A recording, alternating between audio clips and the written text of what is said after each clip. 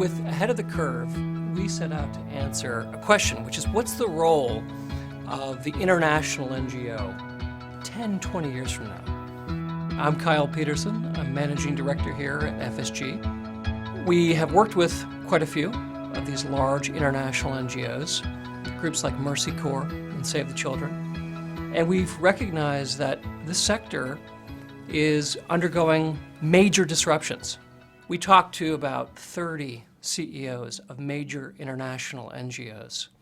And what they told us is that they have a sense of these disruptions. Issues like the changing nature of complex problems, moving from more infectious disease to non-communicable disease, what to do about resiliency and climate change, big fluctuations in funding. Funding is mostly going down, it's fragmenting, the entrance of new competitors. They face, by and large, what we see as an innovator's dilemma, which essentially is they are kind of constrained in their ability to innovate because they're, in many cases, reacting to donors with the next RFP, which may not actually be looking 10 to 20 years ahead. So because of really constrained overheads, thin margins, which kind of acts as an obstacle to providing that time for innovation, stops them from experimentation. We talk about 4 different approaches in Ahead of the Curve. So one is an acknowledgement of just enhanced implementation. One is around influencing systems change. The third approach is really, harnessing the private sector.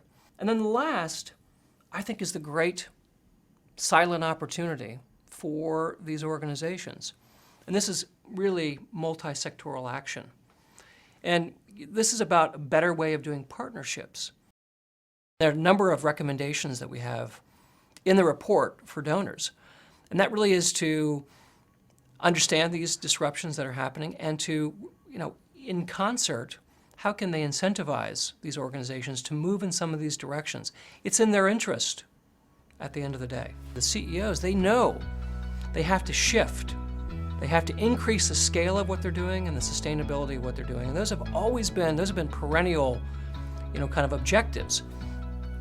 But there haven't been necessarily the tools, the partners that would exist, examples to actually reference. So I think the shift is going to happen. And some of the leaders that we talk about, the case studies that we actually show, I think begin to paint a picture, a very concrete picture for what the future looks like.